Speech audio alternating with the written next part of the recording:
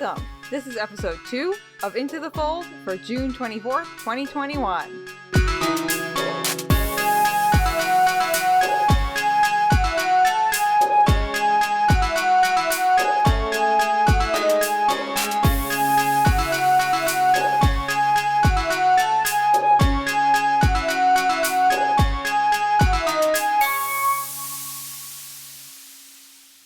Hello, world! Welcome to Into the Fold, an in-depth look at Leigh Bardugo's Grishaverse and all that it contains. I am Geoff. And I'm Julianna, and welcome to the Fold! All right! Yay! Episode 2! The one that comes after the first one. Yes, 2 does come after 1. Thank you, Geoff. Yes, I had to do some studying, but I figured out how math works. A quick note to our listeners before we actually get into the meat and potatoes of our episode today. We've talked about how we are going to be releasing every other Thursday, and that is still the plan. However, we had a staff meeting. Anytime the two of us are talking is a staff meeting because we're the only ones who work here. It's official, though. It is official. After our last recording, we realized that if we kept to our recording and release schedule the way it was, then there was only going to be 3 days between when an episode releases and when we record the next one. And we wanted to allow a little bit more time for people to listen whenever they feel like they can and to get their feedback in, because that's, like we said before, that's going to be our favorite part of doing this, is interacting with you guys. So what we're going to be doing is this episode is going to release on June 24th instead of July 1st. But the episodes are going to continue to release for every other Thursday after that. Yeah. So we're just going to have 2 episodes in a row, 2 weeks in a row, and then henceforth it will be every other week. I mean, 2 episodes in a row, that's pretty fun. Yeah, I'd say so. I just don't want to trick people into thinking that we're doing a weekly show, because that's not what's happening. No, as of right now, that is not the case. Maybe if we happen upon some magical thing that grants us extra time and money and things like that, that will be the case. But as of right now, it will be every other week. And we're still excited to do it, so yay! Yay! Excitement. Okay, what do you say we get into it? So we actually did have some developments since the last time we got together to record, so it is time for news from the front. So first, Julianna, you put this in here. Are they done with the writing of Season 2 of Shadow and Bone on Netflix? Yes, they are. I've seen on multiple social media platforms, multiple accounts, that they are finished with the writing already, actually. So it seems as if they were told probably a little bit before that they were going to be getting a second season. Or they just had the inkling of it, and now they're working on getting the cast and fine-tuning it. I found that they did the first draft, I guess, is what I mean to say. They've done the first draft of rewriting Season 2. So I have a feeling there probably will be some edits. They still have to do casting. There's still a lot of things left to do, but they're done with the initial writing of the second season. Which is exciting, because soon we might get some casting, and Geoff knows who I'm excited to get casted. I'm not going to say anything, because people who have not read the books and have not seen the show, I don't want to spoil anything for you, but I'm very excited for someone we have not seen yet in the show to be casted. Me too. I know which character I think most people are excited about. It isn't necessarily the one that you're most excited about, but It's a character whom I love very dearly. Most of the characters I love very dearly, except for the ones who are obviously intended to be villains. And what else do we have in the news this week, Geoff?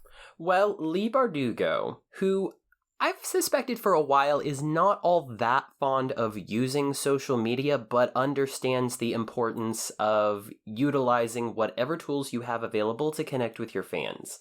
Because she does post from time to time. Most of the time when she does, it seems like she's interacting with fans as much as somebody with her level of fame and her busy schedule is able to, but it's mainly to share news about what's going on direct from her.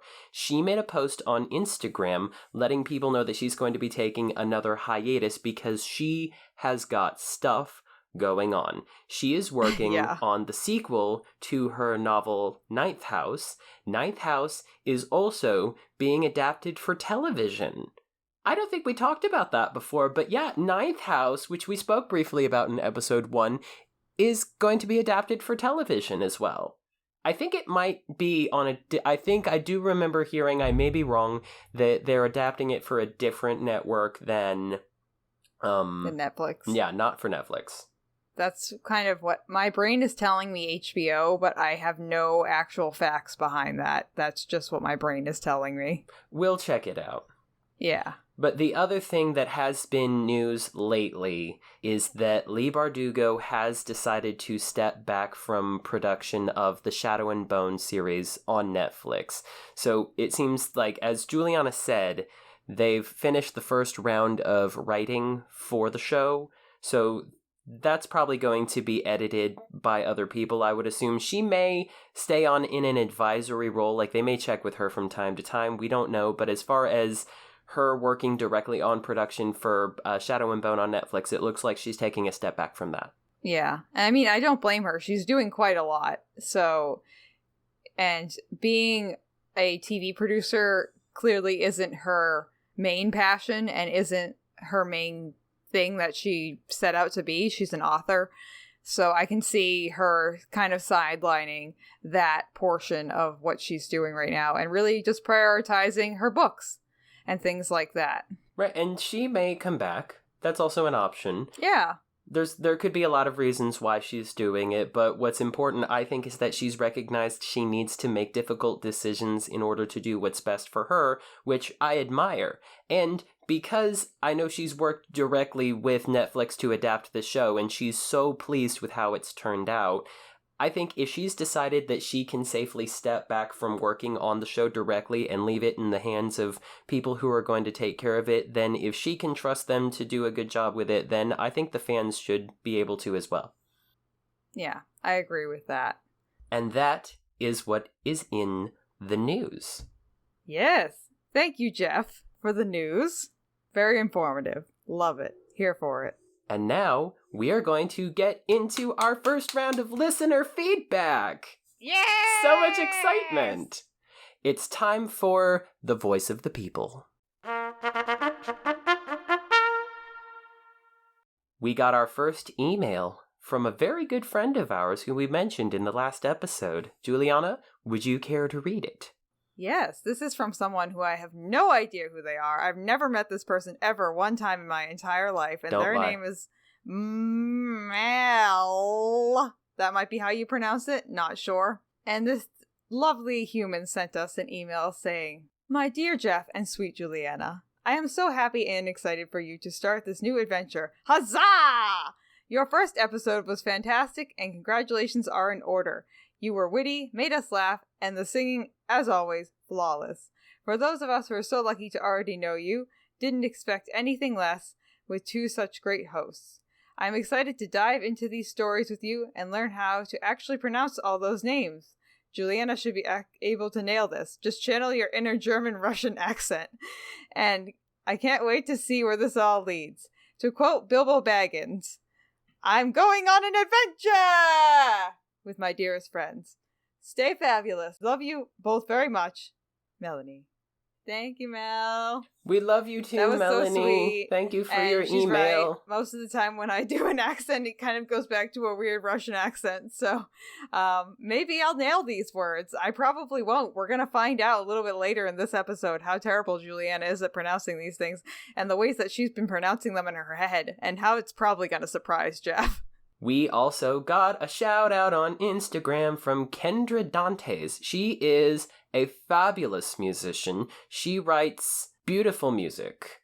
And she's the only person I know who is writing music inspired by the Grishaverse. She may not be the only one, but she's the only one I am aware of.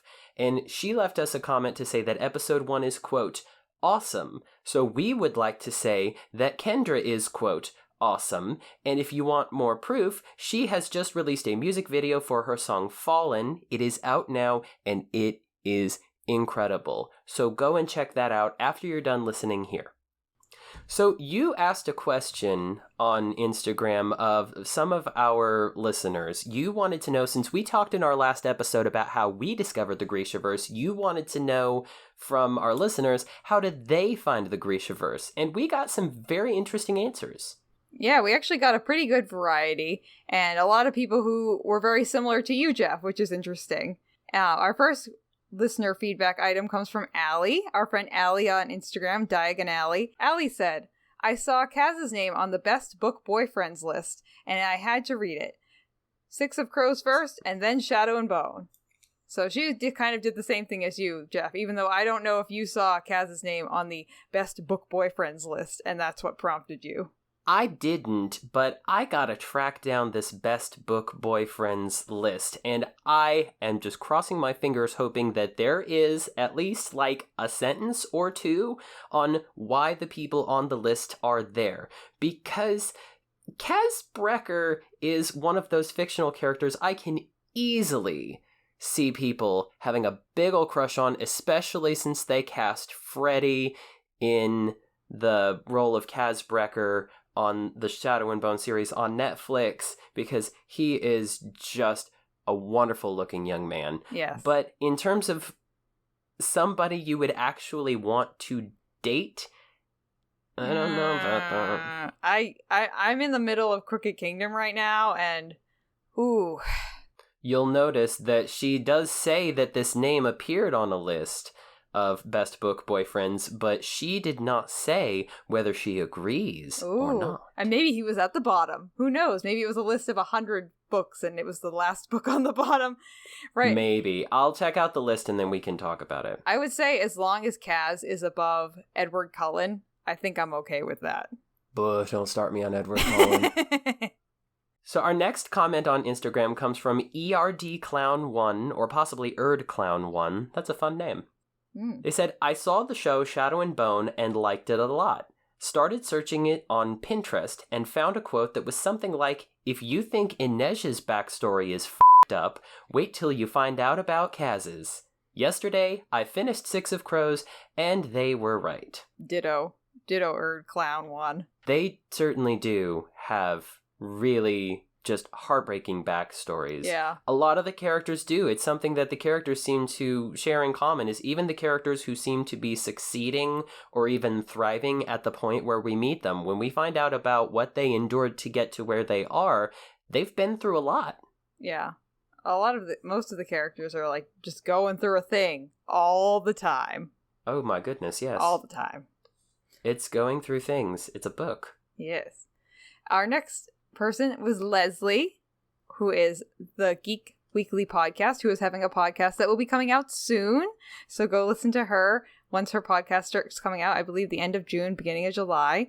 And she said she's discovered the books through me. And I told her about them and she went and bought the books. So I'm very excited that she's going to be reading along with us. And she also told me that she is starting a book club with her best friend, and they're reading at least one chapter a day and discussing it every day, which is so freaking adorable, and I love that so much. That is exactly what this is. Yes, exactly. I told her her best friend should listen with us too, and we're happy to get any of their feedback that they have, so yay! So there you have it. You have paid it forward. I shared this with you. You shared this with Leslie. Leslie is now sharing this with her friend. Yes. And it's just going to continue. And isn't that wonderful? I think so. I think it's absolutely lovely. I think so too. So thank you, Leslie, for listening to the show, and congratulations on starting your own podcast. We can't wait to hear it. Yes. The last comment I have here about entering the Grishaverse fandom comes from Stacy. Stacy's a fabulous human being as well. She comes from the wizard rock band Swish and Flick. I'm a big fan of her music also, so people should check that out when they have a minute, because her spin on wizard rock is very fascinating, and I'll let you find out for yourself exactly why. But Stacy says, I walked into my teenage daughter's room and said, give me something to read. She has an amazing YA collection. She gave me 6 of Crows. The cover had a gothy vibe, and the idea of a heist intrigued me, so I dove in. I was not disappointed. Awesome. I love this relationship that Stacy has with her daughter, where she's going to her daughter and saying, hey, why don't you tell me what I should read? Because so many times it's the other way around. Parents are trying to get their kids to read. They're trying to give their kids things that they might find stimulating, but she's getting excellent book recommendations from her daughter. Yeah, I think it's also a great way to connect with your kids, too, is because you know it's something that your child likes already. And if it's something that you end up liking, too, huzzah, you have something that you two can talk about, which is awesome.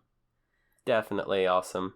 And she's right, the cover for Six of Crows has a very gothy vibe, and who doesn't love the idea of a heist? A heist can involve so many different things.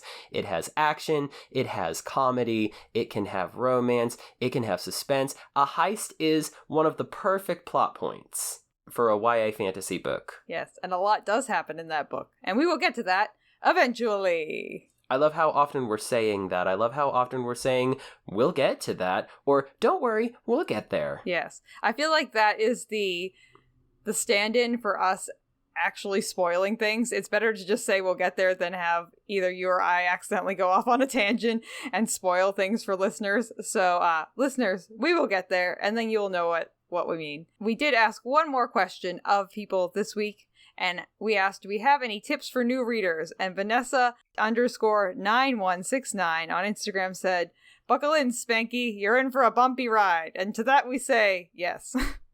Very accurate. And thank you for calling people Spanky. That was classy. Always so much class on this podcast. Always so much class. So, Geoff, we also have one review this week, and I would like you to read it, please. Well, okay. We do have our first of hopefully many 5-star reviews, and I have no idea who could have possibly written this. But I'm going to read it. It says, if you're looking for in-depth discussion and quirky fun, this podcast is for you. Geoff and Julianna are so warm and welcoming. They make you feel like you belong, whether this is your 1,000th time reading the books. They just make it so enjoyable to read along with them. If you love the Grishaverse or just want something fun to listen to, this show is for you. Who could have written that? What mystery human being could have written that lovely review of us? Well, that's the point of usernames on the internet. Anonymity. And then before we get into our main discussion, you had some shout-outs that you wanted to throw out real quick? Yes, we just want to shout out Eric and Terry of the Grisha cast for shouting us out, and we sent them little keftas, and we're happy that they liked them. So go ahead and check out the keftas that we sent them on their YouTube channel, because they're now featured behind their heads on their YouTube channel when they are recording their podcast. So you can see the pink and blue one and the red and black one that we made for them. So, huzzah! Huzzah!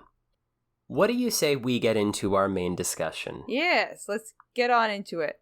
We're going to be talking today about the Grishaverse and what you should know about it going in. Some of the things may be nice to know more so than need to know, but I tried to pare the discussion down to things I probably would have liked to have known prior to reading the books, because they mention certain places, certain things, certain historical events that sometimes if you're just trying to absorb the universe, it can get very easy to lose track of. So we wanted to kind of unpack that a little bit before we get started. Yeah, and things like even getting a definition of what a Grisha is, we don't even get that until a few chapters in, but they are mentioned in the first couple of chapters. So it's just good things to know that won't really provide any big spoilers or anything, but they'll just make you feel like a more informed and ready to take on the books listener as we go forward. So our first thing that we want to touch on is the author herself. So Leigh Bardugo is our author. She has written every single one of the books that we are covering. And like we said, she had a hand in writing the show as well. And she is just a fabulous human being. And we just want to give you all a lowdown as to who she is, what she's done, and why we love her so much.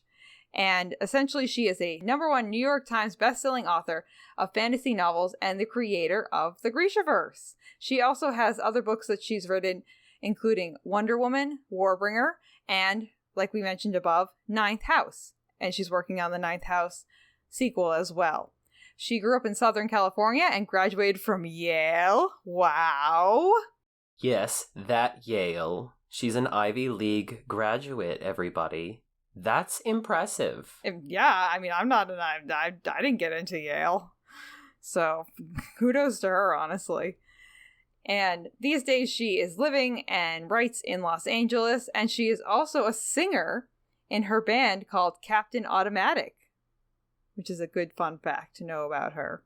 I have not listened to her music, but we could definitely listen to it and see what we think.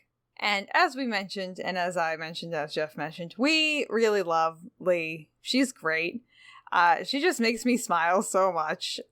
I just look at her Instagram and I've seen all the things she's posted recently, and she's just such a fabulous human being. So some of the reasons that we like her so much is she puts queer and people of color representation in her books. Granted, it is kind of a slow burn from where she started in Shadow and Bone to where she is in Six of Crows and where she's going with the show right now, where it's a lot more diverse in gender identity, in sexuality, in just race, everything like that. So we just love the fact that she's bringing in diversity into her books and the TV show and everything like that, because it's needed, it's wanted, and it's something that a lot of YA and books up until this point have like really been lacking in. Harry Potter. So we're happy to get that in her books. So some of the other reasons we love Leigh is she is an activist. She's always pushing some kind of social justice movement or something like that, and she's just on the cusp of what is needing to be talked about right now, which is absolutely fabulous.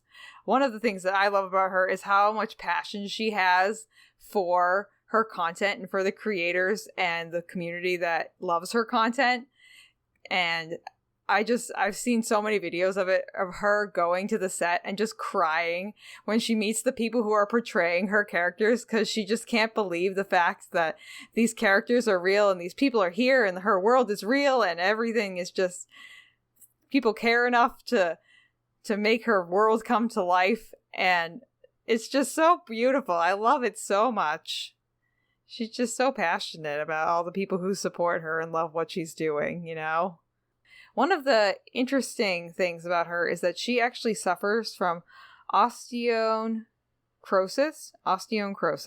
and she sometimes needs to use a cane.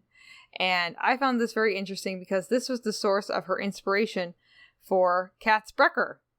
And she wanted to make it so having a cane and having a disability was not something to look down upon, and it was something to actually be proud of, and wasn't something that was like taboo to talk about, you know?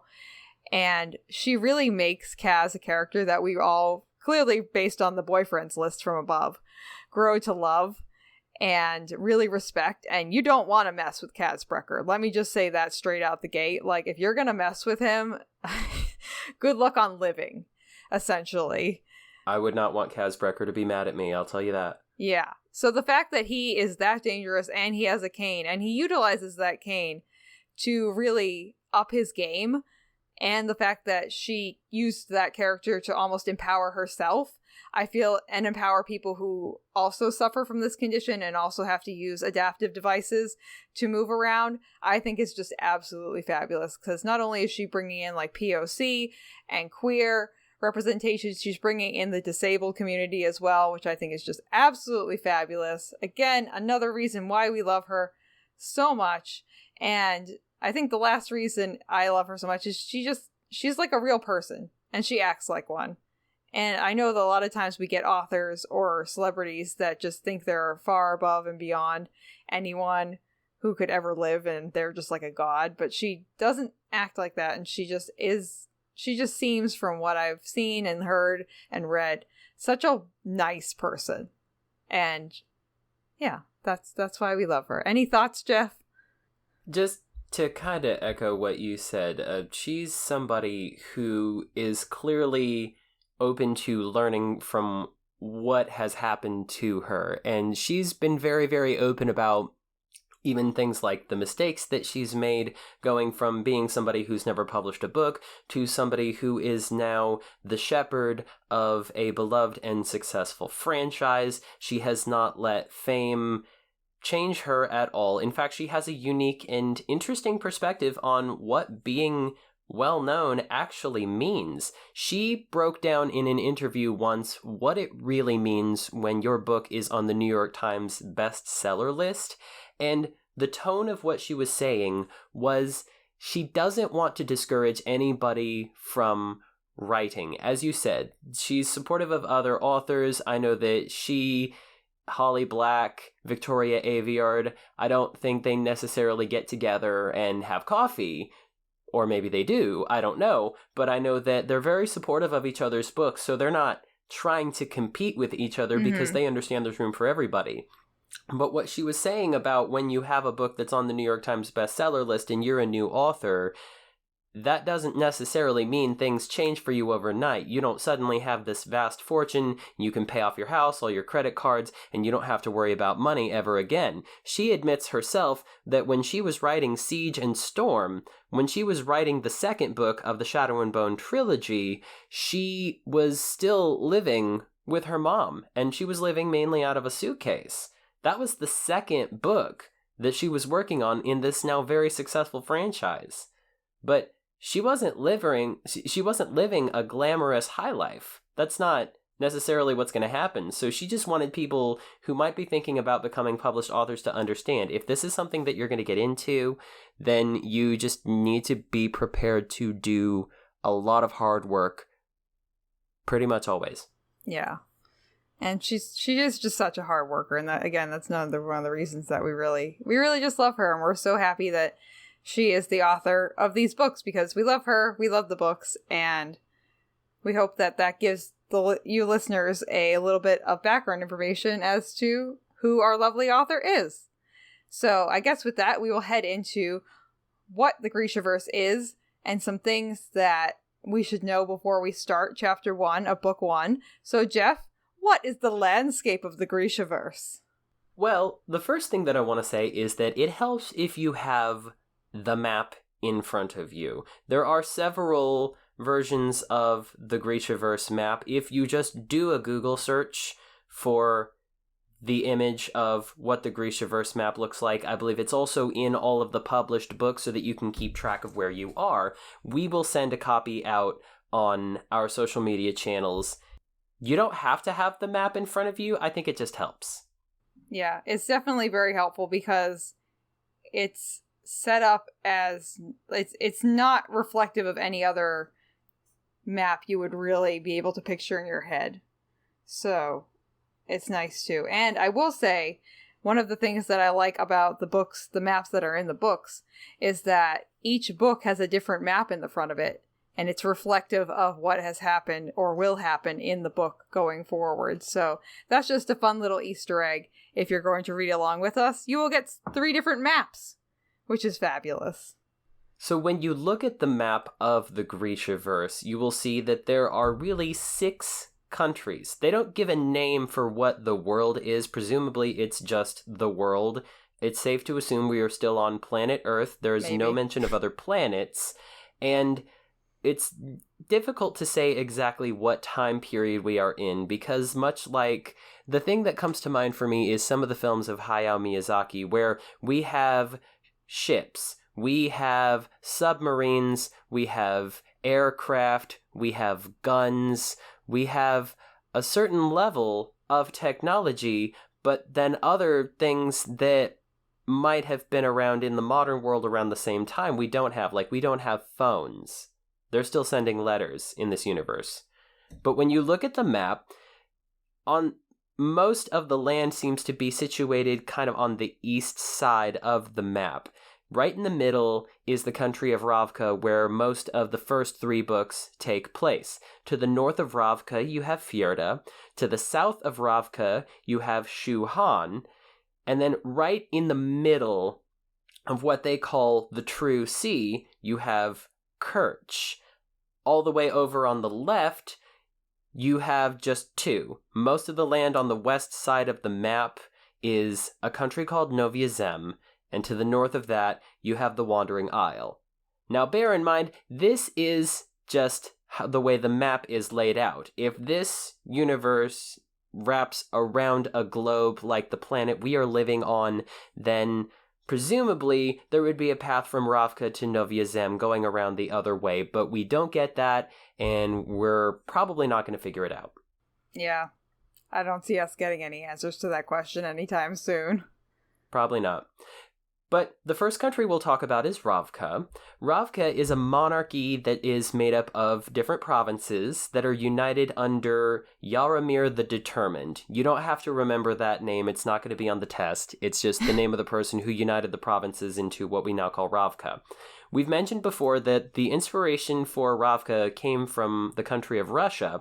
Specifically, Leigh Bardugo said she had 1800 Tsarist Russia in mind when she came up with it. And Ravka and Russia, they sound kind of similar. One of the themes that's very, very prevalent throughout the series is war. The countries are at war with each other over something or another, and Ravka even has kind of a civil war going on between the Grisha and the non-Grisha. That doesn't really come about until a little bit later in the series. But It's something that you can tell is brewing underneath the surface because relations between Grisha and non-Grisha are not the best. The royal family of Ravka is the Lantsov family. Like in a lot of countries where you have a royal family, the Lantsov family has sat the throne of Ravka for a very, very long time. And as far as a religion, this is something I consider interesting. They have the veneration of saints. Like, we even have, Julianna and I each have a copy now of the Lives of Saints, where they describe who the saints are that are worshipped and prayed to in Ravka. But they don't seem to have what you would call a god, or like a main figurehead that they worship. And the church itself doesn't really have a name either. They just speak about people who are faithful and who pray to the saints. And there may be religions out there like that, but there aren't any that I know of. When I think of saints, I usually think of Catholicism. Mm-hmm. But in Catholicism, you still have all of the usual figures that are worshipped and prayed to in Christianity. Yeah, I feel like it's very interesting that we don't get any kind of clear definition as to like what this religion is called, what the hierarchy is within the religion of people that are worshipped, because as people will go through the books, they use the word like saints to be like, oh my god, or like what the like all the time, and they really fall back on this idea of sainthood a lot, but it's not ever defined as to like the religion is called this, and these are the gods, and these are the saints, and blah, blah, blah, blah. It's pretty much just, we learn about these saints as we go along, we learn more about this religion as we go along, but we don't get actual definitions outside of like who some of these saints are, and that the apparatus is creepy. So that's really all I took away from that, you know? And then the last thing about Ravka before we move on to some of the other countries is right smack dab in the middle, you have this thing called the Shadow Fold. When you look at the map, it actually says the Unsea. They word it that way on the map to ward off anybody who might be thinking of traveling through it that isn't as familiar with the story. But what we find out initially where we pick up is that years and years ago, the first Darkling, who was also known as the Black Heretic, created the Shadow Fold through an experiment that many believe to be an accident. What he was really doing was something called merzost. Merzost is their word for something that is forbidden, and when we get into Grisha power a little bit more specifically, we'll talk about why that is. But through the use of merzost, he accidentally unleashed this power that became the Shadow Fold. It took on a life of its own. It expanded to form a border between East and West Ravka, and unfortunately, several Ravkan citizens were trapped in the middle of the fold when it was created, and they were turned into these really horrible, scary, winged monsters called Volcra. which is part of why it's impossible to just travel through the Shadowfold and pass from east to west Ravka freely, because any noise or any sound will incur the wrath of the Volcra, and they will, I believe, either eat you or turn you into one of them. Yeah. Neither one are good options. No, there are no good options. That's why they have to use a kind of land ship called a skiff that's powered by Grisha squallers. We'll talk about squallers. To sail very, very carefully across the Shadowfold. But even then, you have to do it very, very delicately, and very few people actually survive the trip. Yeah. Yeah. It's a delicate process. And very delicate. Not the best. But that is Ravka for you. And what is our next area of the map that we are headed to, Geoff? So to the north of Ravka, you have the country of Fjerda. Similar to Ravka, it does have a monarchy, but the more you learn about Fjerda, the more you find that the royal family is kind of just there for appearances, because all of the real power of Fjerda seems to come from the might of their military. And when I think of Fjerda, I actually think of a combination of kind of a religious oligarchy where the church is in charge, and a totalitarian government where the military is in charge, because the military has all the real power, but they are very, very pious and religiously motivated. Yeah. Because the elite of this military are what they call the Druskella. And the Druskella are tasked with hunting down Grisha and bringing them back to Fjerda to face trial, which is just a way of saying they're bringing them back to execute them for existing. Now, where Ravka doesn't seem to have a god, Fjerda seems to have a polytheistic religion, but the chief god is somebody who is named Djel, D-J-E-L, also known as the Wellspring. And I actually have a quote from Six of Crows. I know we're starting with Shadow and Bone, but this is a quote from a character in Six of Crows to describe what the Fjerdans believe.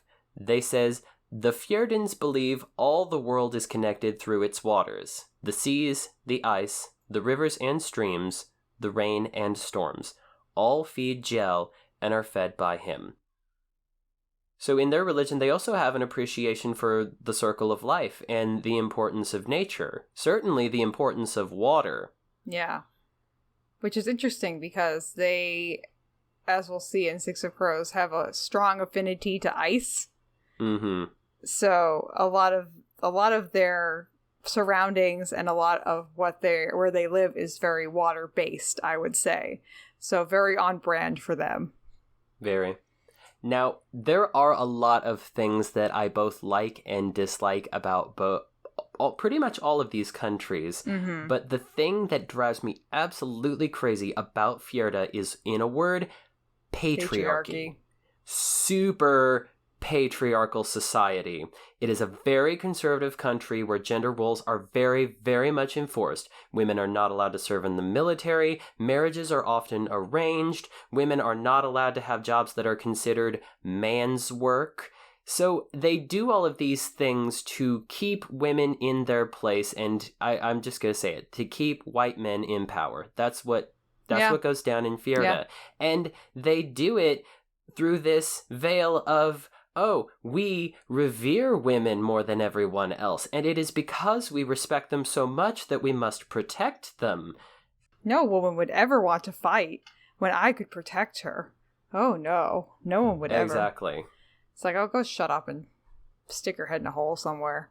Now, to the south of Ravka, I almost said Fjerda. Now, to the south of Ravka, you have Shu Han, which is another fascinating country that we don't get a ton of information about until much, much later on. We know that there is a royal family in charge.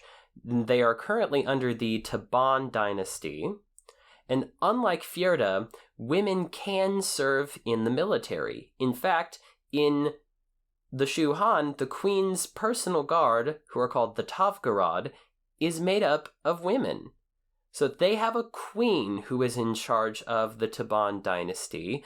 The queen's guard is made up of women. So they seem to be in contrast to Fjerda. Women are the ones who are in charge here, which I think it's really great. Yeah, I agree. And what's interesting is you don't hear much mention of men from the Shu Han who are in positions of authority. The queen has a council of ministers who serve as her advisors, but they don't say anything about a king. They don't say anything about the queen having a husband.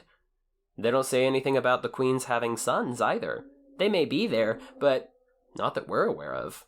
So the inspiration for the Shu Han came from China and Mongolia, and specifically the author says that the name is actually taken from one of the three major states that fought for supremacy of China during the Three Kingdoms period. So I think that the reference to what country the author had in mind is very, very clear, and I think it's respectfully done. Yeah, I agree. I feel like with all of the countries that she uses and creates, I feel as though she does it in a respectful way. So we can definitely see where she's pulled inspiration from, but it doesn't feel offensive in any capacity. No. Something that is very curious about Shu Han is that they have a particular emphasis on science and technology. And we see a lot of examples throughout the series of how advancements made by Shu scientists have both benefited the world and caused some serious problems. But one thing that seems to be a very big positive about Shu Han is that it's summer all the time.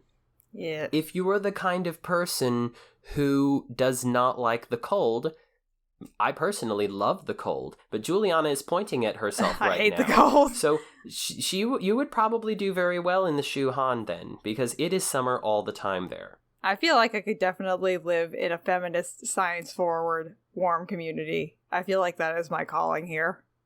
Okay, Julianna is going to be moving to the Shu Han. Yeah, peace out, friends. Here so I go. Just send us a postcard.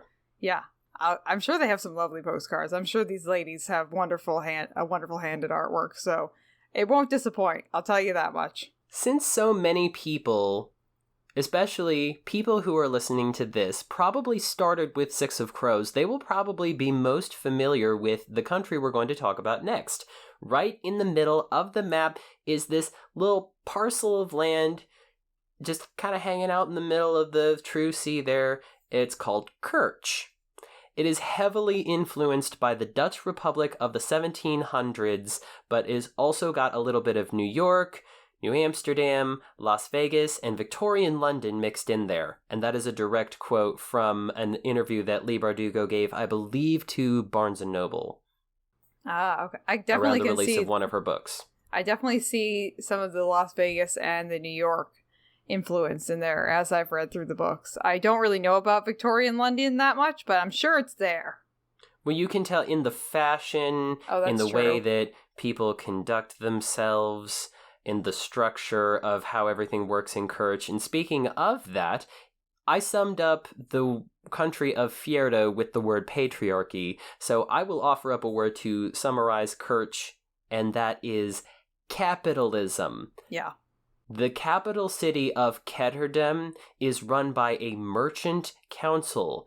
They are the government. They literally worship the almighty dollar.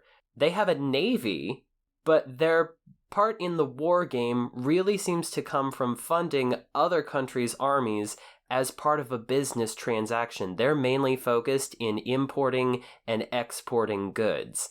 And, they literally worship money. They pray to a god called Gazin, who is the god of industry and commerce, in a place called the Church of Barter. Talk about the love of money. It's the thing that they care about. It's definitely a huge underlying theme with any interactions that we get in Ketterdam or in Kerch in the books. Yeah, imagine if the investors from the show Shark Tank were in charge of a city government and they had all the power. That's what we're working with here. Now, there is a land bridge that connects the Shu Han to Kerch, but it is kept submerged by the mysterious Council of Tides. And we will talk about the Council of Tides when they come up in the series. They're a fascinating part of the Six of Crows duology. But their job is to basically make sure that everything stays on the up and up, since Kerch is surrounded by water. They control the tides to make sure that everything gets out and comes in safely, but they have a certain amount of power because they can also, if something's coming in and they don't want it to, or a ship is trying to get out and they don't want it to leave, they can dry up the waters and they can dry dock you. I just read about that. It is the small science equivalent of putting a boot on a car. That's something else they don't have. They have submarines, they have aircraft, they don't have cars. Yeah, no, they don't have really all cars. over the place. Yeah, I truly have no idea what time frame this is in. Truly none. No clue.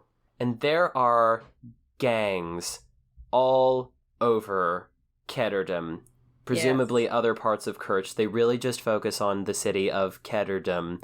But there are gangs everywhere. We don't get mention of gang activity in other countries that much. There's probably criminals and there's probably law enforcement, but in the Six of Crows duology, we see a lot of gang activity. We see that they have a police force they call the Stodwatch. So there again, you have the police who keep the community safe. That's not something you really hear that much about in other countries here. Yeah, and we'll also learn that the police happen to also be motivated by money as well. So... Well, it's not like inspiration for that could have come from real life. Oh, no, never. No one would have ever pulled that from a real life situation. That's a hot take. So then to briefly just kind of round out the map, there are two countries over on the west side of the map, Novyi Zem and the Wandering Isle. We don't get a lot of information about these two countries because this may be a little bit of a spoiler, but I don't really consider it one. We don't go to these countries, not directly. We see glimpses of some of these countries through flashbacks, but we don't actually journey with the characters in real time to these places just yet. I'm hoping that we do because Novyi Zem seems like a really fascinating place to me. The idea for Novyi Zem was based on the idea that went into the American colonies in Australia with some other influences. And the name actually comes from a Russian archipelago called, I'm going to try to get this right, Novaya Zemlya. Sounds good to me. Sounds good to me too. Which translates to new land. Its main purpose in the story is that it's a farming community because it's a place where they grow something called jurda. Jurda is a plant with orange leaves that is then distilled into something that you chew. It stains your teeth orange when you use it, but it's a natural stimulant, which since you have so many countries that have very active militaries or law enforcement or all of these people who are going to have to go on missions or go off to war or stand on guard duty, they're going to have to stay awake for very long periods of time. So something like jurda is going to be very, very important. Yeah, it's kind of like caffeinated gum almost that stains your teeth orange. Very good. Yeah, that's like caffeinated gum. That's perfect. Yeah. It's a lot younger compared to other countries, which might explain why we don't have a lot of action here, but it was set up to be a place of peace and prosperity where people could get away from a lot of the unpleasantness, kind of like a safe haven from all the nasty things going on in your own country. What I do find most intriguing about Novyi Zem is that it's the only other place we find out about besides Ravka where the Grisha are actually taught to use their powers. They don't have a little palace in the capital where they train you and then automatically conscript you to the military like Ravka. They have schools. Yeah, which I think is awesome, and definitely it would be so interesting. And I know that you said you wanted a book here, Geoff. I do. It would be so interesting to see this book because I feel like the contrast between the books that we're getting right now, which are very much so filled with conflict and things like that, this would be a much lower stakes book, something to take to the beach and read and come away with a smile from. And I think it'd be nice. As you and I are both Hufflepuffs, Geoff, I feel like this would be a very Hufflepuff place to be living. Very much. And then the last country on the map is the Wandering Isle. We find out the least about this country so far. We don't go there. Not many of the characters are from there. The characters that come from the Wandering Isle are described as having a very fair complexion and red hair a lot of the time.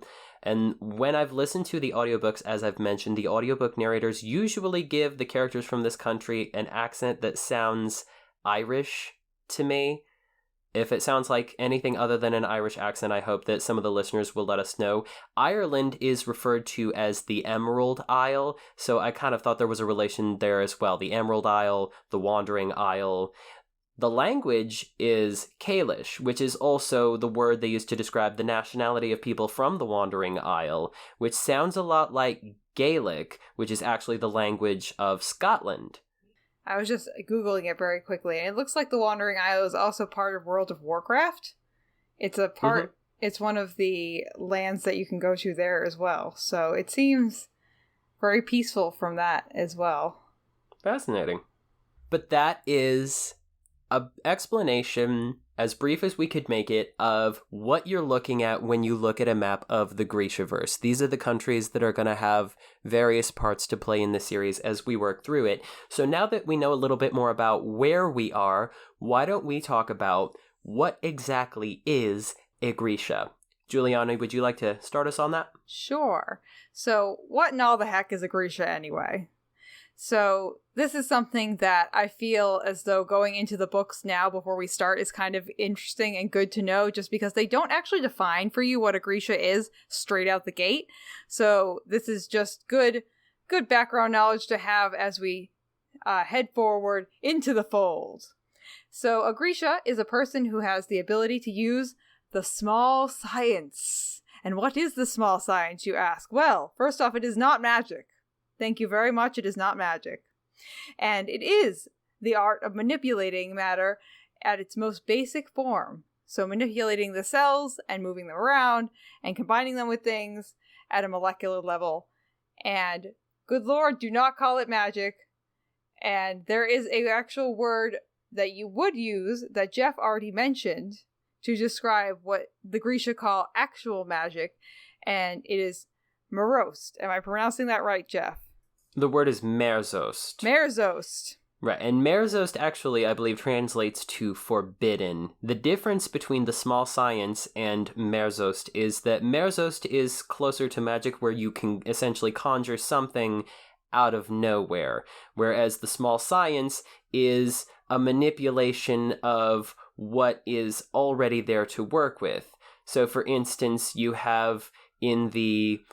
We'll get into the classes, but in the Etherealchi, the Order of Summoners, you have Squallers who manipulate the wind. They're working with the air pressure that is already there. So the air is already around them. Same with Inferni, who control fire, and Tidemakers who control water. They're manipulating what exists, but they're not conjuring it out of nowhere. So that's what makes it similar to bending from the Avatar universe. You can control what you already have, but you can't make it out of nothing.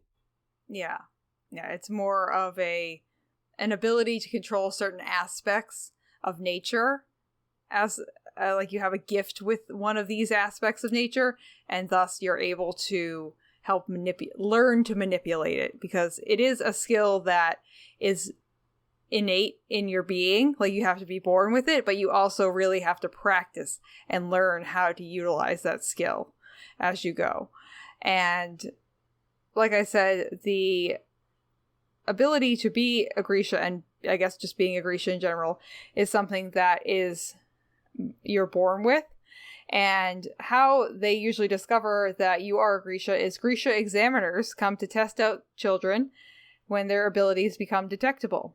And if you do present with some of these abilities, you are then scooped up and brought to the little palace in the Ravkan capital, and you are there to train and to become a member of the Second Army. This applies to Ravkan Grisha. They aren't going out and seeking Grisha from any other countries. And we get into, at the end of this episode, we'll look a little bit at how they look at Grisha in other countries. But this is specifically Ravkan Grisha. They don't say exactly what detectable means, or if there's some kind of way for you to report to the capital if you think you may have a child who is a Grisha. It is typical for Grisha powers, Grisha powers do have to be passed down from person to person. They can't just manifest out of nowhere. So, presumably, these Grisha, when they've served in the military, what do you do after that? Is it a lifetime of military service? Or do you get to retire with an army pension? Maybe you set up a little business for yourself, and then you get married, you have little Grisha babies, and then you know as soon as they start to show signs of power that they're going to go into the military? I mean, what do you do with that? That is a fan fiction just waiting to happen, Geoff. I will tell you that much. It's a fan fiction that one of us will have to write. Probably you. So, I'm not really sure, but definitely it is interesting. I will say, though, too, that I feel as though, and you can correct me if I'm wrong, Geoff, Ravka is really one of the only places where it's okay to kind of be a Grisha, essentially. Like out in the open, per se. Well, see, that's the thing. And we'll get into that a little bit more when we get to that section. Okay. Because, see, we say okay. That's... Yeah, I'm using the word okay, the next not great. point, Grisha have a word for non-Grisha. They use the word otskazatsia, which literally means orphaned or abandoned. People who are not Grisha just refer to themselves as people. They don't have a special word for themselves because they don't feel like they need one. They're just people. It's always the others who need a special name. So Grisha have the power to use the small science, and people are people, but Grisha call them otskazatsia. And there's this kind of tension you see between otskazatsia and Grisha. Some people revere them and respect what they can do. Some people are intimidated by them, and they're just afraid to incur the wrath of somebody who can control something they can't. Some people consider them unnatural. Or maybe they're just jealous. Maybe they just wish that they could use this power themselves. Yeah, I think a lot of it does stem from jealousy and them having a weapon, per se, because, like we said, most of these Grisha in the universe that we are interacting with end up being part of an army, or at least end up fighting in some capacity. And the fact that the other governments don't have this very unique and powerful force behind them, I definitely could see them being mad about that and then just hating the Grisha because they don't have Grisha as well. One last thing about Grisha in general before we move on to the different classes is that there are things called amplifiers in this universe also that do have the ability to increase a Grisha's power. They are very rare, and in my understanding, they are taken from the bones, teeth, or scales of powerful animals who were killed by that Grisha, who are going to receive that material as an amplifier. It has to be sealed by a fabricator, and only Grisha who are favored by the Darkling are allowed to have an amplifier, and you're only allowed to have one. So you only get one, you only get it if the Darkling says you can have it, and you have to kill the animal that the amplifier comes from yourself. I know that there may be a lot of people out there who read the series or who are finding out about this just now, exactly what amplifiers are, who are against the idea of amplifiers in general. I mean, you already have power. How much more do you need? And what's more, why do you have to kill an animal to make yourself more powerful? Why can't the animals live? I think we might have made Mel very happy by saying that just now, because our dear Mel is a very big lover of animals, and I think she would probably agree. Yeah, and I feel like most people on the whole, like at least most people that I know, even if you're not vegan and you're not a huge animal rights activist, would have a hard time just killing an animal straight out the gate. It's just not something that most people, I would say, innately feel comfortable with. I'm one of those people. I don't think I can. I couldn't do it. I couldn't do it. I'll just take my pitiful regular Grisha powers. Thank you very much if need be. I don't need to kill things. So why don't we move into the Grisha classes and talk about exactly what kind of power they have and what they can do with it? Yes. So one of the things that is a theme of this book, and that we did mention on our trailer, is that like calls to like. So that is pretty much meaning that something within the individual, within the person, gives them an affinity for a certain type of matter. So something inside of them is calling for things that are outside of them that are like them. And given that connection with the thing that is like them, they are able to manipulate that. So say that the thing that you are like is like the water. So you can manipulate the water because something inside of you is like the water. And Mel is also going to love this because I've said like about 20 times in the last minute. I only counted 19, but okay. Oh, okay. Sorry, just 19. My bad. Now, I know that one of your favorite things about the Grisha is that they get a very special type of coat. So tell us about those. Yeah, so I love pretty shiny things. Let's just put that straight out the gate. And they have very nice coats that these Grisha wear, and they are called keftas. So these are a type of coat. It seems that most of the keftas are large kind of winter coats that are heavier coats. We do get a mention of some lighter keftas in the book that are worn to like fancy occasions and when it's a little bit warmer outside. But again, it's kind of reflective of the climate that these books take place in, where it's cold most of the time. So the heavy jacket is appropriate. But they are, I want to say, a calf length or at least a knee length jacket that is... Oh, you did write this in here. Wool for winter and silk for summer. And the battle kefta. Yeah, and the battle kefta is made from bulletproof core cloth designed by the Materialkai. And they have the fur cuffs and the fur collar. And if you want to see a good variety of these, I would say go look at some screenshots from the show. Because there are a lot of different ways that you can make these keftas. And like we'll talk about in a few minutes, the color of the kefta signifies what the order of the Grisha is, and we'll get into the orders in just a minute. But there are some very beautiful keftas. Whoever made these keftas for the show is fabulous. The stitchwork, the embroidery, everything is just absolutely beautiful. So I am definitely a big fan of the keftas, and it's nice to have them from a show standpoint as well, because it gives you an easy differentiation as to who is doing what. So you know, like, oh yes, this person is a Heartrender, this person is a Squaller, just by visually seeing them and what color they are wearing. So it's very, very useful and very practical in that aspect, and just very pretty and nice. I like it. So now we'll get into the different Grisha orders. The first order, the one that is, I would say, the most popular, or the one that most young people probably hope that they will end up getting to be if they turn out to have Grisha power, is the Corporalkai. The Corporalkai are the order of the living and the dead. They wear red keftas, and they have power over human beings, essentially. Their powers do not, however, have any effect on animals. If you have black cuffs and a collar, you are a Heartrender.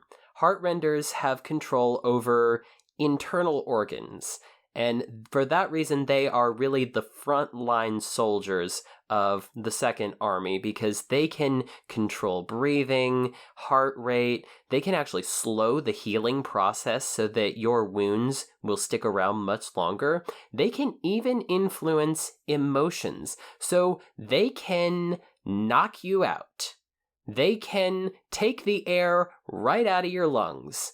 They can just snap their fingers and you're out, depending on how much power they have and how much concentration they have. It's more a combination of weird arm movements and things like that, but... Right, that is essential for... Actually, any Grisha, as we go through these orders, are unable to use their power without the use of their hands. That is essential. For Heartrenders, they have to have the target in their line of sight, and they have to be within a certain range to really be able to accomplish what they want. So if you're standing right in front of me and I'm a Heartrender, then I've basically got you right where I want you. But if you're a lot farther away, and even if there's a tree in front of you. Like, I can tell you're behind it, but I don't have a clear shot of where you're standing, then my power isn't going to work.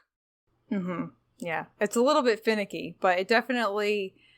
This power and this order of Grisha, definitely you can see why they would be the frontline soldiers, because if you have a very skilled Heartrender, then you can essentially knock out the front line of any army that you're going up against in like 2 seconds. Just cut off the blood flow to their brains. Done. Adios, friends. So the next type in the order of Corporalcae is the healers. They have gray cuffs and collars, and that's exactly what it sounds like. They have the ability to heal. And it's not the most powerful, or it's not the most popular, I should say, but it's certainly one of the most useful, because we don't really get mention of very many doctors in the world of Grisha. So presumably, I mentioned earlier, I'm not sure exactly what a Grisha does after they are serving in the military, like when they're too old to really be of much use in battle from a practical standpoint. So maybe if you're a healer, then maybe you can take your army pension and you can set up a little medical practice for yourself. Become a family general practitioner for Grisha. Because they don't get sick, but they do get wounded, obviously, because they get hurt a lot. They don't get sick the way non-Grisha would. And if they don't use their power, this is something that's interesting to note also about Grisha, is that they keep themselves youthful looking and vibrant and healthy by using their power. But if you don't use your power and you're a Grisha, then it'll start to turn inward and it'll start to kind of make you waste away. Yeah. Yeah, I definitely feel like these healers are kind of a substitution for doctors in the books, because like you said, we don't get mentions about any doctors, but these healers seem to be able to kind of be the fix-all for any time anything happens that the Grishas are hurt or anything like that. And we should also note, Geoff, that this is your order. It is. Which is good to know. And I know that you said it's not the most popular, but I feel like most of the people I know actually said that they were healers or wanted to be a healer. I feel like that's a natural thing for people to gravitate towards, because it's certainly something that I think each of us would like to be able to do. Like, I don't need to be able to squeeze a person's heart until it bursts just by looking at them, or I don't need to be able to, I don't need to be able to just walk up to somebody and say, you're out. Yeah, I would much rather have the ability to heal people easily who need it. Yeah. Yeah, it's definitely a more noble order of Grisha. And then to finish out the order of Corporalcae, we also have tailors. Tailors still have the red kefta, but they have a dark blue cuffs and collar, and maybe it's just me, but having dark blue cuffs and a collar and a red kefta just seems to me like an odd color combination. Yeah, it's definitely a weird color combination. But they have the ability to alter a person's appearance. So where fabricators deal with composite solid materials, they're sort of like the fabricators of people. And what's interesting about tailors is that all Corporalcae are taught basic tailoring skills, presumably since they're conscripted into the military so that they can alter their appearance if ever they need to go on a particularly dangerous mission where they don't want to be recognized. Like if they're doing undercover work, then some basic tailoring skills would probably come in handy. So now that we have covered the Corporalcae, why don't we move on to the Etherealcae? Juliana, would you like to take us through that? Yeah, so the Etherealcae, this is the Order of Summoners. They wear the blue kefta. I love the blue kefta. I think it's beautiful. I mean, I love the red kefta too, but like blue's more of a favorite color for myself. And these people have power over the natural elements. So we have 3 different orders within the Etherealcae. So we have the Squallers, which have a silver cuff and collar, and they have the power of the wind. So they can keep the wind in your sails, control your traveling, and also they can utilize the wind as a weapon in combat to just blow you right off the edge of your boat. Goodbye, friend. And do other things. We've all been hit by a very strong wind once, and it's not fun. So never underestimate the power of a particularly strong gust of wind. Yes, I agree.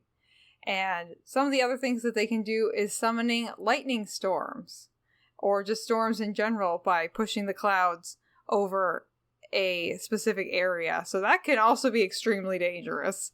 So having a squalor as part of the second army is definitely very useful, I would say. And kind of cool, because you can't see the wind, but it's definitely extremely powerful. True. It is worth noting also, I think, that the ability to summon lightning or storms is something of which squalors may be capable, but in the second army it is not taught or permitted because it's considered too unstable and too dangerous. So you may be able to do it, but they don't want you to learn how, and they're not going to teach you because the ability to control lightning is something that they just can't take the risk that in learning how to do it, you're not going to accidentally kill either yourself or other people. Okay, so our next order in the Ethereal Kai is the Inferni. Am I pronouncing that correct? Inferni? Inferni. I think it's Inferni, but you were close enough the first time. Inferni. And they have the red cuffs and collar, and they have the power of fire! Which is obviously a source of warmth and fuel, and obviously also very dangerous. And being able to control fire very carefully is a huge skill that can be very well utilized in battle, and definitely makes them, again, an asset to the second army. And the only other kind of caveat with the Inferni is that they require a flint or a spark in order to activate their powers, because again, they can't be just making things out of nothing. They have to manipulate what's already there, so they have to create the fire first, and then once the fire is present, they can then utilize it, and like calls to like, you know. So if you're an anime person like me, think Colonel Roy Mustang from the Full Metal Alchemist series. He has special gloves with transmutation circles on them, and then he uses his fingers to snap, and that's the spark, and that's how he creates the fire. So it's a little bit similar to that. I can imagine the Inferni having special gloves that have flints in them, and so they could just like snap and be like, poof, if they don't, they should. Yeah, someone's put a trademark on that, Geoff. Don't let those Grisha get away with your money. So our last order of the Ethereal Kai is the Tide Makers. So they have the pale blue cuffs and collar, and they have the power of water. So they can control tides, they can boil and freeze water, and they can also drown a person on dry land. I guess if there's water underneath the land, you could pull for it and just drown someone. Well, what I mean by they can drown a person on dry land is they can actually drown a person from the inside out. We see at least one example I know of a tide maker attempting to do exactly that. And because if you think about it, the human body is made up of more water than anything else. So even though you have Corporalki who specifically have power over human organs, and that's what they do, the makeup of the human body is mostly water. So if you have a Grisha who can manipulate water, then you have a Grisha who can manipulate people. Yeah, no, that's at least very in true. that sense they can. That is an extremely good point. I fully agree with that, Geoff. So yeah, they could just drown you from the inside out. What's curious is that you have, with the Ethereal Kai, the Order of Summoners, you have fire, you have water, you have air. There are no Grisha who specifically have power over the earth, but that might be because Earth is a composite material, and that leads us into our next order. So why don't you start us off with the Material Kai? Yeah, so our Material Kai, we have the Order of Fabricators. So they are the purple keftas, Julianna's favorite color, and they have the power over composite materials, aka metal, glass, textiles, and chemicals. So like Geoff said, they can control things like the earth. So in regards to the orders within the Material Kai, we have the Durists, which focus on working with anything solid on a molecular level, and can also change the texture and color of objects and move solid objects with touch. So they're kind of the makers of the Materialki. They're the ones who are making new kinds of steel and new kinds of glass and all these different cool things that can be used and made like completely shatterproof glass or something like that, that just hold a certain property because they're able to manipulate the elements that are inside of these non-living things. And the stuff that they are making is better than the stuff that non-Grisha are making, because instead of just having to use other things to manipulate the thing, they can affect this stuff on a molecular level. They can understand what it is made up of, and then they can change those things to actually make them even more stronger. So they can make weapons that will last a lot longer and will hold up a lot better in combat. They're the ones who make the material that goes into making kefta, which is heavy enough that it's durable, but it's light enough that you can move around, because if you think about it, even when you're wearing the heavy wool kefta, you still have to be able to move your arms to be able to use your power in your hands, so it has to have practical use in combat. Yeah, they're kind of the biomolecular engineers of this universe. They are the ones creating things to kind of better the lives of themselves and other Grishas, and making the things, like you said, Geoff. They're the people who make the things. Okay, so just to round off the Materialki, why don't we talk a little bit about alchemy? Sure. So the alchemy are the ones that focus on working with blasting powders and poison, and they can take the poisons out of a person and themselves and then release them, which is very interesting, and these are the more weaponized of the Materialki, which is interesting. One thing about the Materialki that's unique to their order is, first of all, they get looked down on by the other Grisha orders because they aren't seen as powerful and they aren't really out on the front lines. A lot of their work happens more in laboratories, behind closed doors. Nobody really knows exactly what they get up to, but they also generally get just referred to as fabricators, because whether you're a Durist or an alchemy, you kind of end up working together so closely that they're rarely distinguished according to which kind of Materialki they are. So in general, if you're a fabricator, you're a fabricator, and that's how most people are gonna look at you. Yeah. And this is my order. I am a Durist. I identify as a Durist because I don't want to deal with poisons, thank you very much. And I like to make things. So you do like to make things. And were you much good at science when you were in school? I don't think we've ever talked about that. Oh, yeah. Like, being a dietitian, I had to take organic chemistry and biochemistry and molecular biology, all the sciences. My whole degree is in science. Well, there you go, yes. then. You identify very well with this order because it has a lot to do with where your strengths are and what you're good at. Yeah. That's definitely a huge reason as to why I identify with this one. And there are some really great characters among the fabricators, as we'll see when we start to get into the series. Yeah, there definitely are, and I'm excited for people to get to know them, so that'll be fun. So just to round off our discussion of Grisha, why don't we take a little bit of a closer look at exactly how the world views them. Mm-hmm. We get a ton of information about Grisha in Ravka.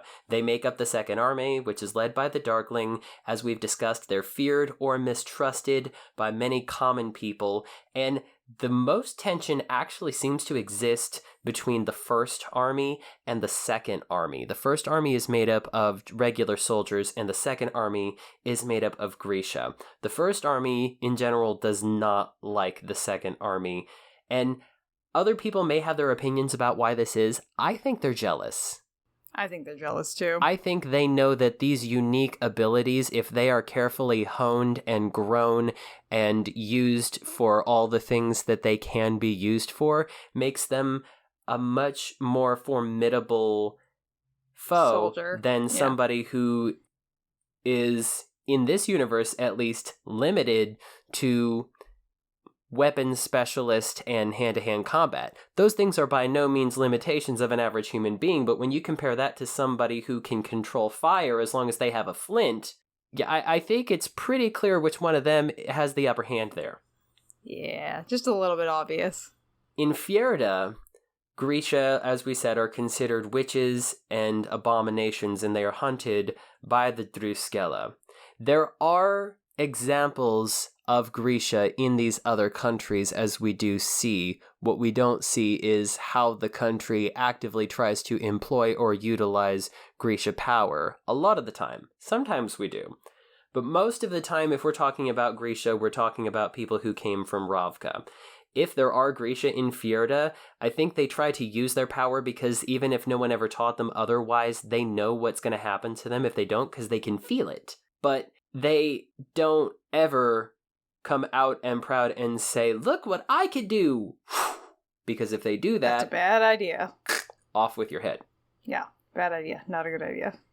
In Novyi Zem, even though we don't get a lot of information or insight yet as to exactly what Novyi Zem is like from a first-hand perspective, they actually have a word for it. They're referred to as Zoa, which means blessed. So in Novyi Zem, they have reverence for the Grisha. And as we said, they have schools where they can learn to use their power.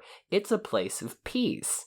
So they don't have an army of Grisha, but they at least respect that people are born with a gift and that they deserve to learn how to use it responsibly, which I think is very practical. As they have this ability, they're going to figure out eventually they have to use it anyway. So if you at least start from a place of, I want you to be safe, I want you to be happy, you deserve nice things too.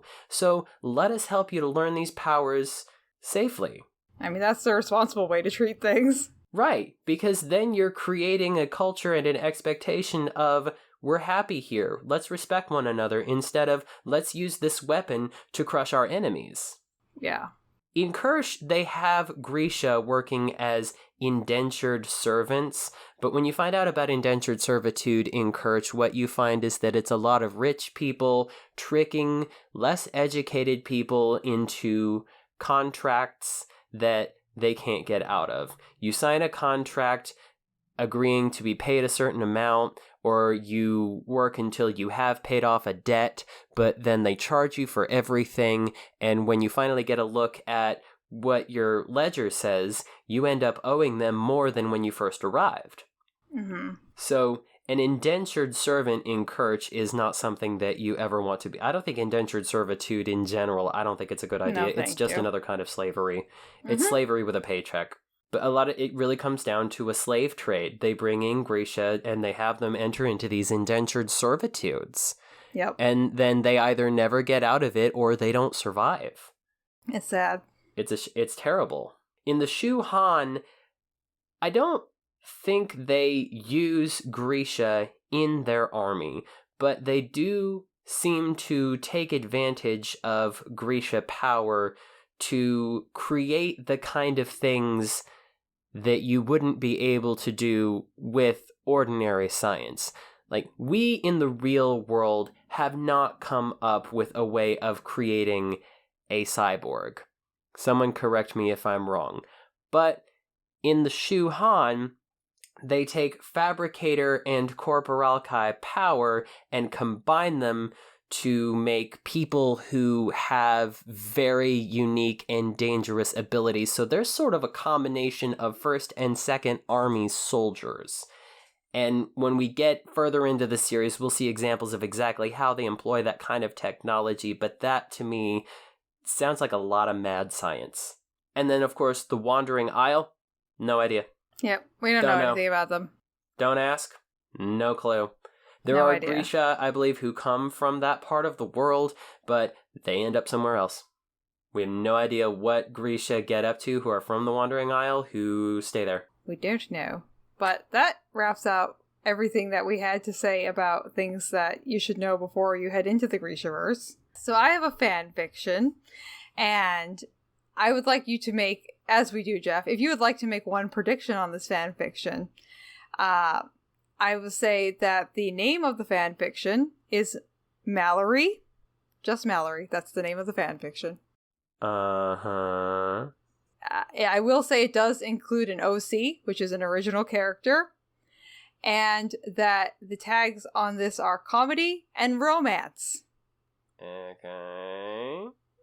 What would you like to guess happens in this fanfiction, Geoff? It is only 368 words. It's not a very lengthy fanfiction, so there's not a huge character arc happening here, but what would you say is going to happen? I'm going to say that since it's only 300 and something words, this is going to be one of those fan fictions where somebody is writing a letter to somebody else. Ooh, a letter fan fiction. That's a good guess, Geoff. Yes, somebody is writing a letter to somebody. I don't know what. Okay. So there will be a letter writing situation involved in some capacity here. So let's hear it. Okay. Mallory. Ooh, Darkling, I'm so happy to see you, Mallory called. And you, Mallory, the Darkling. I'm wrong. The Darkling I'm purred. instantly wrong. I've longed so badly for your presence. OMG! You make me blush, Darky! Mallory placed her... Mallory placed her hand on the Darkling's shoulder with one hand. Darky? I don't think you should say that. I don't think you should say that. Well, Mallory just did, so... Oh my goodness. Mallory placed her hand on the Darkling's shoulder with one hand and twirled her hair in the other. She batted her eyelashes at him. Her love for him was almost... toxic. The Darkling looked at Mallory darkly. Kiss me, darling. Okay, my darling! Mallory threw her arms around the Darkling's neck and smashed her lip up against his. This is not how a conversation with the Darkling would go at all. He traced her lip with his tongue, begging for entrance. She obliged. Their tongues battled for dominance.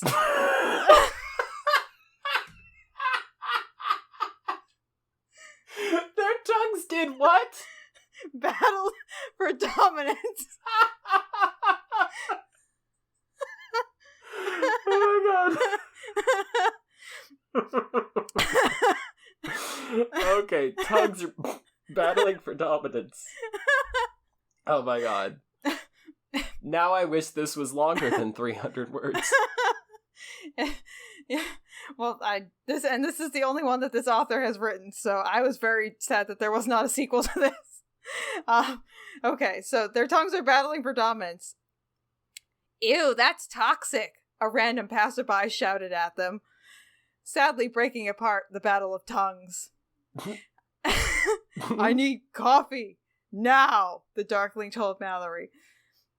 Mallory smiled up at the Darkling and intertwined her fingers through his before she led him to the nearest coffee shop, which just happened to be across the street. It was called Course.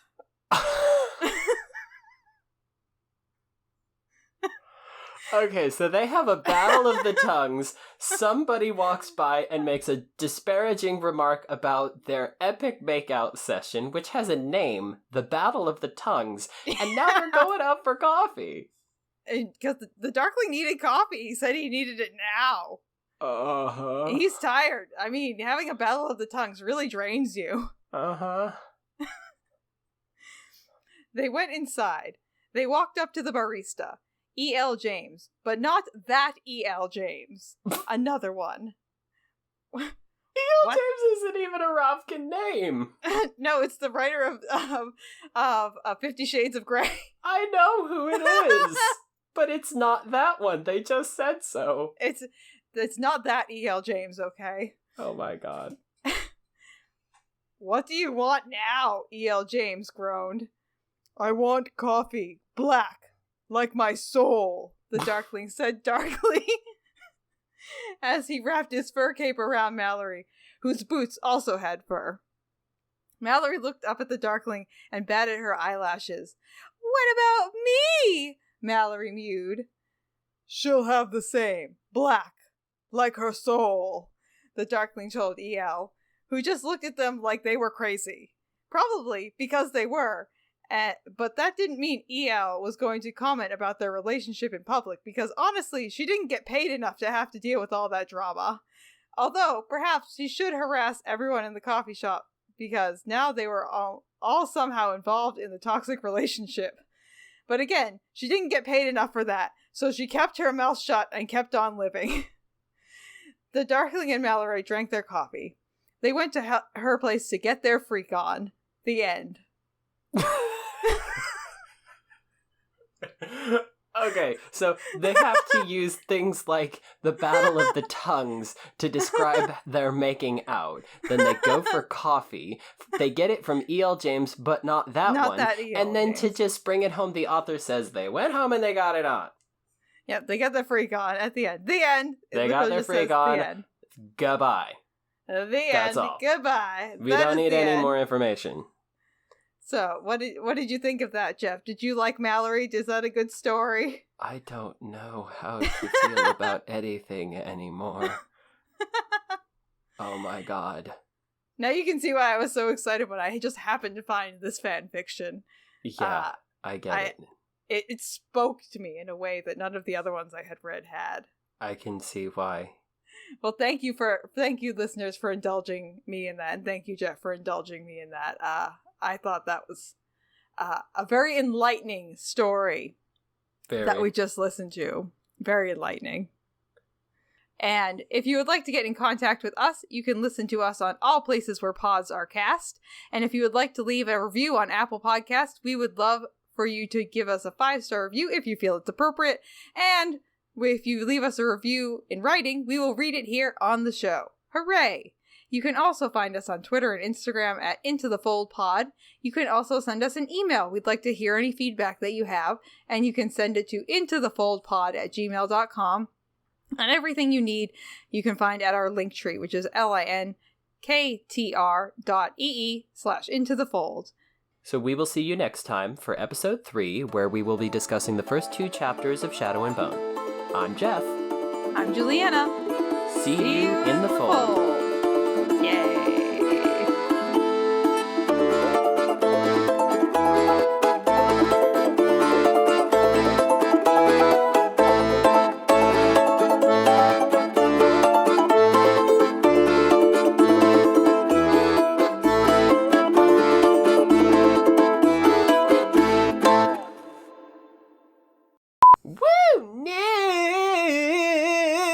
News. Wow, okay, that might be better than the actual, little news thingy that you had. I don't remember where I got that from. I'll look it up and I'll tell you after we're done here. Oh my god. Oh my god, you guys. We're We're here. gonna go to a Pretty Little Liars meet and greet. Oh my god. It's gonna be so fun. I love everyone so much.